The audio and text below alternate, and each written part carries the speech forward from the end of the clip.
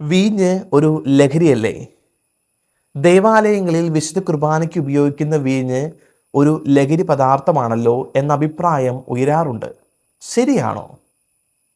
വീഞ്ഞ് ഒരു ലഹരി പദാർത്ഥമാണ് എന്നതിൽ സംശയമില്ല. പക്ഷേ വിശുദ്ധ കുർബാനയിൽ അത് നാം സ്വീകരിക്കുന്നത് ലഹരി വസ്തു ഉപയോഗിക്കുന്നത് പോലെയല്ല.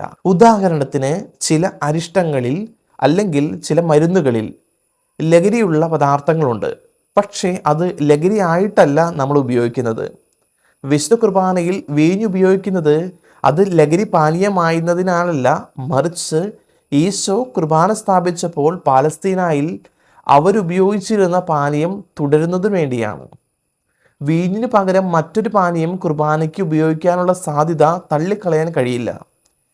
അത് വിദൂര സാധ്യതയാണെങ്കിലും എത്രയോ ചെടികൾ ഇന്ന് നാമാവിശേഷമാകുന്നു, അന്യം നിന്ന് പോകുന്നു. അതുപോലെ എന്നെങ്കിലും മുന്തിരി എന്ന ചെടി അന്യം നിന്ന് പോയാൽ തീർച്ചയായും തിരുസഭയ്ക്ക് മറ്റൊരു പാനീയം ഉപയോഗിക്കേണ്ടി വരും. പക്ഷേ യേശു തെരഞ്ഞെടുത്ത വീഞ്ഞ് എന്ന പാനീയം എവിടെയും ലഭ്യമായതുകൊണ്ടും സഭ യേശുവിൻ്റെ പാത പിന്തുടരുന്നതുകൊണ്ടും പരിപാവനമായ കുർബാനയിൽ തിരുരക്തമായി രൂപാന്തരപ്പെടേണ്ട വീഞ്ഞിനെ ഉപയോഗിക്കുന്നു.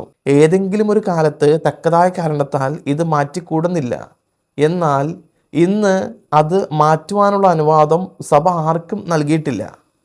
യേശു ഉപയോഗിച്ച വസ്തു തന്നെ ഉപയോഗിക്കാൻ വേണ്ടിയാണിത്. അതുപോലെ തന്നെ ഗോതമ്പ് ഏതെങ്കിലും കാരണത്താൽ ലഭ്യമല്ലാതെ വന്നാൽ സഭ അതിനു പകരം ഭക്ഷ്യയോഗ്യമായ മറ്റൊരു വസ്തു ഉപയോഗിക്കേണ്ടതായി വരും.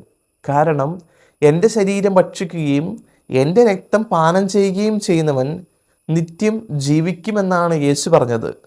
ഗോതമ്പപ്പം ഭക്ഷിക്കുകയും മുന്തിരിച്ചാറ് കുടിക്കുകയും ചെയ്യുന്നവൻ ജീവിക്കുമെന്നല്ല. മുകളിൽ സൂചിപ്പിച്ചതുപോലെ ഏതെങ്കിലും കാലത്ത് ഇവ ലഭ്യമല്ലാത്ത അവസ്ഥ സംജാതമാകുമ്പോൾ മറ്റു വസ്തുക്കൾ തിരഞ്ഞെടുക്കേണ്ടതായി വരും. അപ്പോഴും ഒരു കാര്യം തീർച്ചയാണ്, അവ ഭക്ഷിക്കാനും പാനം ചെയ്യാനും ഉതകുന്ന വസ്തുക്കളായിരിക്കും. കാലഘട്ടത്തിൻ്റെ ആവശ്യമനുസരിച്ച് സഭ അത് ലഭ്യമാക്കുക തന്നെ ചെയ്യും. അതുകൊണ്ട് വീഞ്ഞെന്ന് പറയുന്നത് ഒരു ലഹരി പദാർത്ഥമല്ല, മറിച്ച് അത് യേശു വിശുദ്ധ കുർബാനയ്ക്ക് വേണ്ടി ഉപയോഗിച്ചത് വീഞ്ഞായതുകൊണ്ട് നമ്മളത് ഉപയോഗിക്കുന്നു. പക്ഷെ പുരോഹിതൻ ആ വീഞ്ഞ് ഉൾക്കൊള്ളുമ്പോൾ അല്ലെങ്കിൽ സ്വീകരിക്കുമ്പോൾ അത് ലഹരിയായിട്ടോ അല്ലെങ്കിൽ വീഞ്ഞായിട്ടല്ല അത് സ്വീകരിക്കുന്നത്, മറിച്ച് അത് ഈശോയുടെ തിരുരക്തമായിട്ടാണ് സ്വീകരിക്കുന്നത്. ദൈവം അനുഗ്രഹിക്കട്ടെ.